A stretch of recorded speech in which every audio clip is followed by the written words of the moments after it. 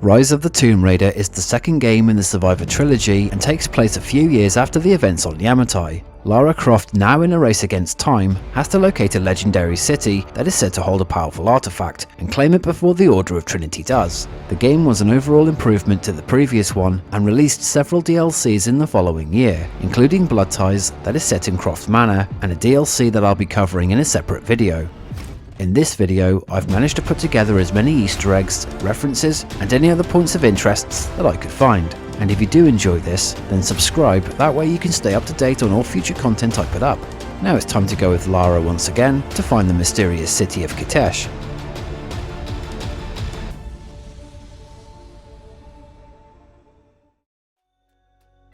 Starting out in Lara's apartment, we can see on the wall a bunch of drawings, photos and newspaper articles that offer some insight into what Lara is researching, as well as callbacks to the last game and even the novel. On the left side of the wall are several images linked to myths and legends to do with immortality, which is the focal point of the game's story. This picture shows one of King Arthur's knights, Sir Galahad, and his quest to find the Holy Grail, which in some interpretations is a cup that can be drank from to preserve one's youth. This drawing shows the Spanish explorer Juan Ponce de Leon in his search for the Fountain of Youth in North America. French alchemist Nicolas Flamel is historically linked to the Philosopher's Stone and the Elixir of Life. Russian mystic Grigory Rasputin was known for his supposed healing powers and for his uncanny survival of several assassination attempts on his life. And Joan of Arc, a patron saint of France, who was burnt at the stake becoming a martyr, appears to have some links to immortality according to Lara and her father's research. On the middle part of the wall are some drawings showing the prophet in front of a sarcophagus and a mural next to a line of pillars. These are the same objects Lara will find throughout the game as she reads the inscriptions to advance her language skills and survival knowledge.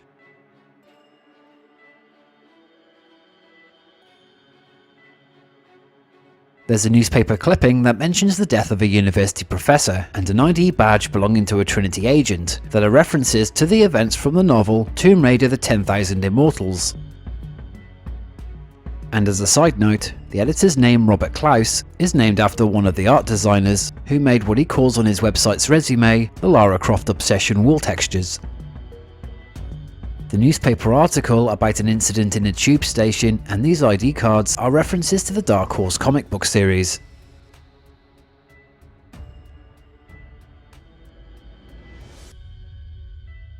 The group photo showing the Endurance crew has a piece of the image torn away. This refers back to Yamatai, where James Whitman, who was the tertiary antagonist of the game, tried to get Lara and the other survivors on the team killed in order to advance his career and fame.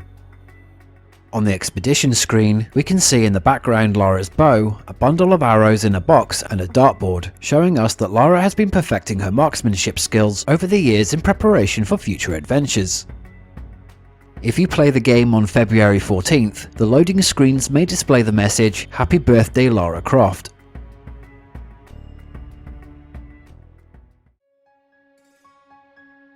Lara can be seen wearing the same necklace from the last game, and, as I mentioned in the previous video, on a closer look, the green emblem looks similar to the jade necklace worn by Himiko in this painting, who was the ancient queen of Yamatai. One of the great things about the game is the attention to detail the developers have put in when Lara reacts to her surroundings, such as protecting herself from the elements or responding to hot and cold conditions. It all helps to make this game feel more immersive than ever before.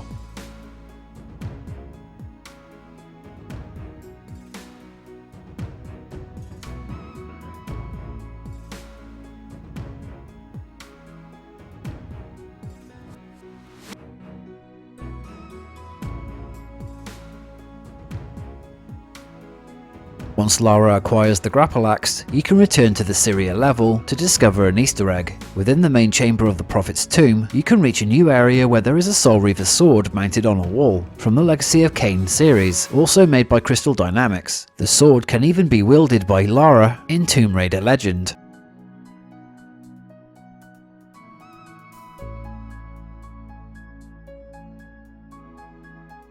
possible reference to an Indiana Jones film happens at the end of the Syria level when Lara has to make her escape. She manages to avoid being knocked over a cliff by a torrent of water, which a similar event occurred near the end of the Temple of Doom, a film series that has had influences on Tomb Raider since the original game.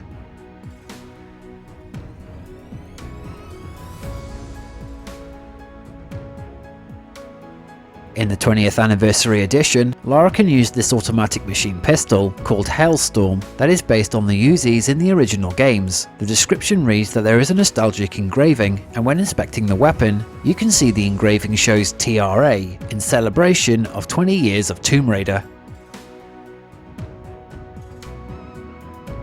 While Lara tries to find her way out of the Gulag, she meets Jacob for the first time, who's the Deathless Prophet and leader of the Remnants. Though the character may share the same name and certain qualities to the biblical figure, he may be actually based on the ageless protector of the island in the television series Lost, which was one of the main inspirations behind the development of Yamatai in the last game. Both Jacobs, besides being immortal, had a large group of followers who revered them, and they both protected some kind of divine light with mysterious powers. In one of the caves west of the lumber mill, where a group of remnant fighters are hiding out to plan their battles, there's a map on the ground that looks like it's showing the island of Yamatai.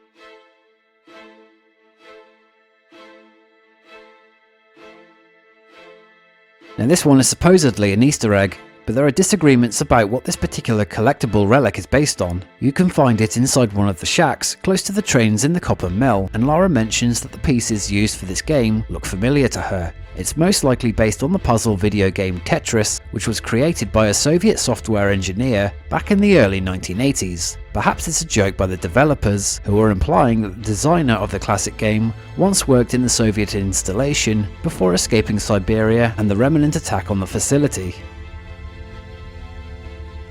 In the Temple of the Witch DLC, Lara has to help a young woman find her grandfather in the Wicked Vale, that is home to a witch called Baba Yaga. This is based on a real Slavic folklore about an old and powerful woman who eats children and lives in a hut that stands on tree trunks that looks like chicken legs. The game takes some of these ideas and used them for the story, including Baba Yaga flying around in a large mortar and wielding a pestle.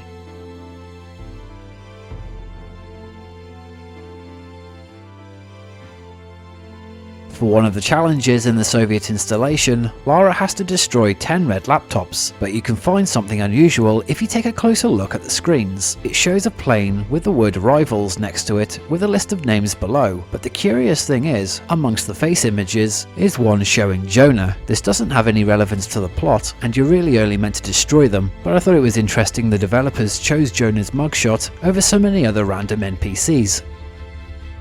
Inside this hut, near the copper mill trains, you can find under the bunk bed an octopus toy, last seen in Lara's cabin of the crashed Endurance, and may be based on one that Lara encountered in TR Underworld.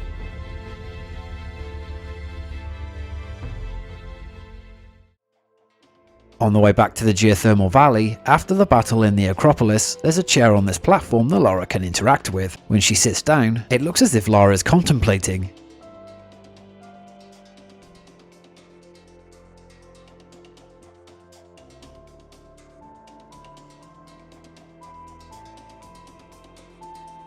When Lara reaches the flooded archives, you can find even more ancient structures based on Greek and Byzantine architectures. One facade in particular is based on the Library of Celsus, which is an ancient ruin found today in western Turkey.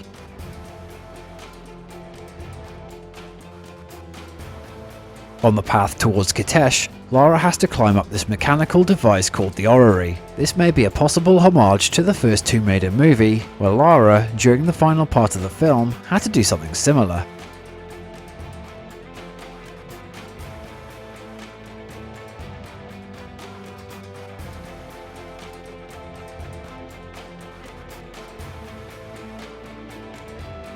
The lost city of Kitesh that Lara eventually finds her way to is based on an actual legend. Like the game's version of Kitesh, the Mongols attacked the city, only for it to eventually sink beneath the waters of Lake Svetloyar in Russia, making this the Russian equivalent of Atlantis. Another similarity to the first film happens after defeating Constantine. When the gamer is faced with the choice of sparing or killing him, the dialogue is similar to what the antagonist says at the end of the movie. Wait! Trinity killed your father! No, you're lying. He begged for his life. He was a pathetic man. Wait! Your father begged for his life when we caught him betraying us. He pleaded like a baby. In the final cutscene, before the credits roll, Lara replays one of her father's tape recordings. The last line said in the message was the first line said by Lara at the start of the previous game, which nicely bookends the two games and completes the story arc with Lara's father. Remember that the extraordinary is in what we do, not who we are. A famous explorer once said that the extraordinary is in what we do, not who we are. If you're playing on the 20-year celebration version, you'll have access to some classic outfits after completing the game. Lara's training wear from TR1,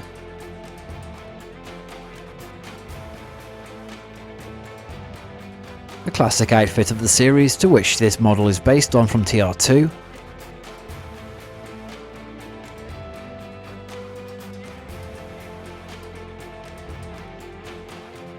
the bomber jacket she wore in the Tibet levels,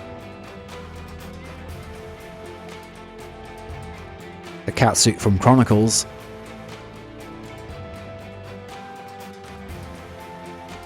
one of Lara's attires from the Angel of Darkness,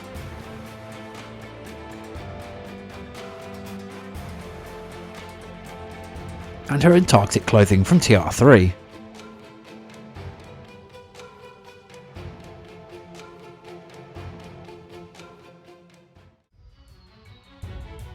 Hey everyone, thanks for watching the video and I hope you enjoyed it. As I've mentioned, I'll be putting up the Blood Ties DLC Easter eggs video next. I didn't mention a couple of things in this one because they're in Croft Manor, and Lara comments on these particular items anyway, so you'll find out what they are in the next 2 or 3 days. Then following that, expect Shadow of the Tomb Raider to be put up on the channel. And if you haven't yet and you want to see more content like this, then subscribe so that you can stay up to date on more future videos I put up. It will also be a big help if you can click on the like button. And as always, a big shout out to all of you who have subscribed and are continuing to help this channel grow. So until the next video, bye everyone.